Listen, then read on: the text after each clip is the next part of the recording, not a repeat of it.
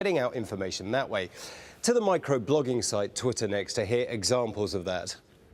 This from the east of the country. Intensive care unit in Benghazi is still full of casualties from the weekend government crackdown. And Janubia on those cities alleged to be in the hands of protesters. The mercenaries of Gaddafi have been defeated in the oil-rich city of AlJazeera, and it is now in the hands of protesters. And Shabab Libya quotes a family member. "Uncle, we've never seen days like this in Benghazi. It is calm, everyone is family, all the tribes, it is incredible, we are one." Now, we're told that this next still is anti-Gaddafi signs being cleaned by security. Now, a Libyan girl we've been speaking to from outside the country has set up her own YouTube channel. She's posting footage from family members. And now this one's interesting, as it appears to show a Chinook helicopter over what we're told is Jamhuriya Street in the capital. Now, others have reported that mercenaries have been moving about the capital using such helicopters. And we're told that this is aftermath of clashes in Jamhuriya Street as well, Tripoli. This was posted on YouTube on another blog in the last few hours. Now, given the problems of getting footage, as we've been reporting from Libya, AlJazeera has made an appeal on several sites for people to send us images directly to our Your Media site.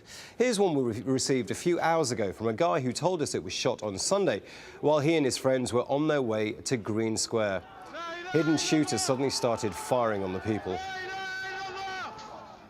So keep up to date with the very latest, including our live blog, which is updated every few minutes throughout the day.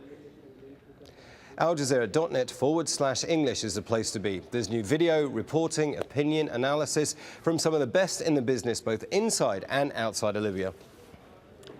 The web desk needs you guys to stay involved. So much of what we've been reporting has come from you.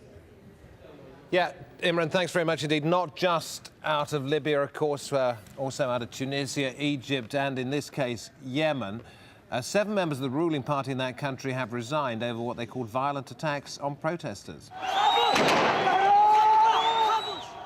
2 pro-democracy activists were killed and more than 10 were hurt in clashes overnight. Witnesses say armed government supporters opened fire at demonstrators in the capital, Sana'a.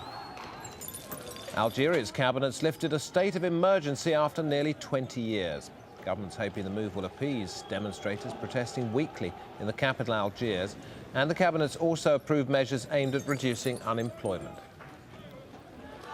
The King of Bahrain has agreed to pardon and release dozens of political prisoners. It's a concession to anti-government protesters.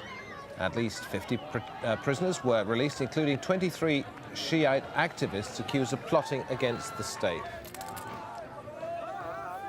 Well, not so very far away from that, Saudi Arabia's King Abdullah back home in his country after 3 months away from medical treatment.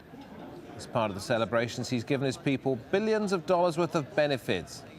And that is being seen by some as a response to the Arab revolt on his country's doorsteps. Now to the earthquake in New Zealand. The figure is at least 75 people killed, hotels, churches, offices and homes collapsing during the quake. And a state of emergency has been declared. The airport in Christchurch and parts of some hospitals have had to be closed. Andrew Thomas reports. The rescue efforts continue, but with each passing hour, hopes fade. Here, where there stood a 6-storey building containing a TV station and a language school, now just smouldering rubble. There's no chance any more people can be pulled alive from here. Between 50 and 80 were inside when it fell. Elsewhere, though, there is still a faint chance more survivors can be found. At one city centre office block, a woman was pulled alive from the rubble after more than 25 hours trapped. This dramatic footage, filmed on Tuesday, shows the conditions under which rescuers are working. Dark, dangerous, but the result here, a life saved.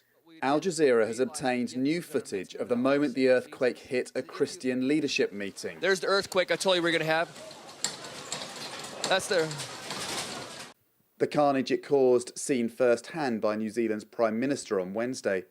All New Zealanders have a piece of our heart in Christchurch. All of our lives are touched by this event. A friend or a family member who lives there, a time spent studying or a memorable experience there. We feel connected to your suffering. Your tragedy is our tragedy. Today I want Christchurch to hear this message. You will get through this. This proud country is right behind you, and we are backing you with all our might. As if conditions weren't already tough enough, concerned that aftershocks could bring more buildings tumbling down. This hotel, one of the tallest buildings in town, leans precariously to one side. Each new sway of the ground, and on Wednesday there have been many, brings fears it will fall. This building is typical now of so many in Christchurch. A real mess. You can see the walls have been ripped off, rooms exposed, rubble on the ground. It was actually hit by the more minor earthquake in September and was being restored after that earthquake when yesterday's hit. And yesterday's, I'm afraid, finished it off. Out of town too, the fort's clear.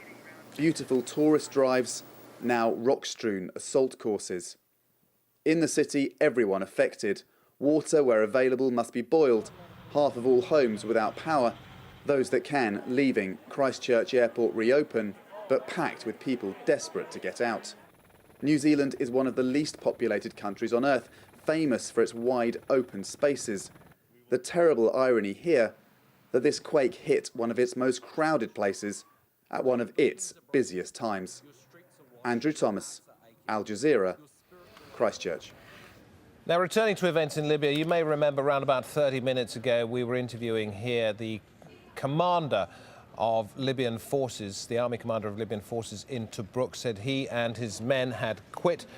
They were no longer loyal to Gaddafi. They were on the side of the protesters. The general then told us, he said, and this is very important news, he said a colonel in the Air Force, and he went on to name him, I can't remember the name, had been given orders to bomb Benghazi, attack Benghazi, and he had bailed out of his plane, let the plane crash, and he had decided that it was something that he couldn't do. Well, this is now being reported also by a Libyan newspaper. The Corina newspaper says Libyan Air Force plane crashes near Benghazi after crew bail out. And we may have got an insight into the reasons why that happened from the army commander in Tobruk.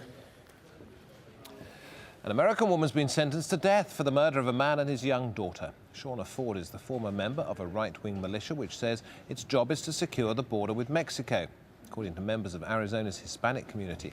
The case reflects the widespread discrimination which they face. Monica Villamizar reports.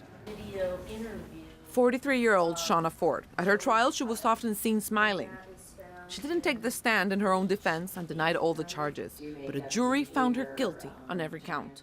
Guilty of the murders of Junior Flores, his 9-year-old daughter Briseida, and the attempted murder of his wife. This is the Flores Ranch.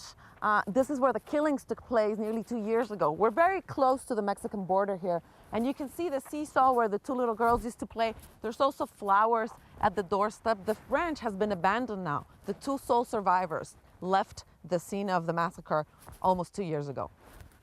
In an exclusive interview, Raul Flores, the victim's father, told Al Jazeera that he will never recover from the murders. And my junior right there, that's my junior, you know, my granddaughter, you know, I don't know how anybody could kill her.